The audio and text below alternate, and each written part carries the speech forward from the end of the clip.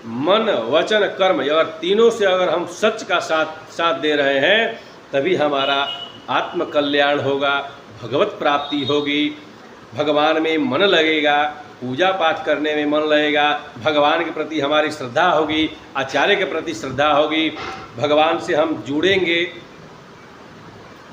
भगवान की जब कृपा होगी तो अत्यंत उनकी कृपा की अनुभूति होने लगती है, मन में अनुभूति होने लगती है। जो अंतर अपने अंदर जो आत्मा विराजमान है परमात्मा के स्वरूप में, आत्मा में जो परमात्मा है उस वह अंदर से अपने आप आत्मानुभूति होने लगती है कि भगवान का कृपा हो रहा है, भगवान की कृपा है। एकमात्र संसार में निश्चल भाव से, निष्कपट भाव से निरंतर आपके जीवन में अगर कोई कल्याण चाहता है तो वह परमपिता परमात्मा श्रीमन नारायण भगवान ही हैं। अन्यत्र जो कोई भी इस संसार में है, अगर आपका कल्याण चाहेगा तो उसमें आपका स्वार्थ छिपा हुआ है।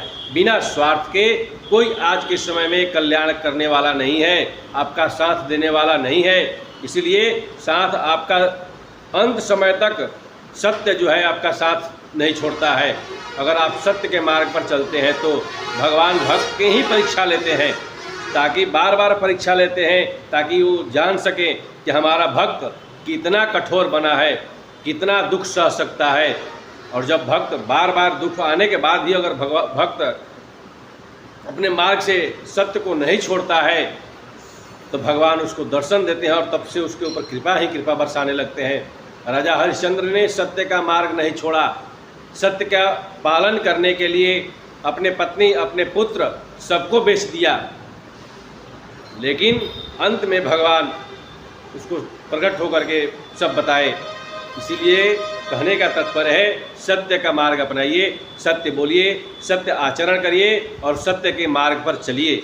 चाहे वो अपना परिवार हो, चाहे आस पड़ोस हो या फिर समाज हो। सत्य का साथ देंगे तो सत्य के साथ देंगे तो धर्म हमारा साथ देगा, धर्म का पालन होगा। और धर्म का पालन होगा तो धर्म कहता है कि धर्मो रक्षति रक्षितः, धर्म की रक्षा करो तो धर्म तुम्हारी रक्षा करेगा। इसलिए सत्य का मार्ग पर चलें, सत्य बोलें और सत्य आचरण करें। जय श्रीमन नारायण।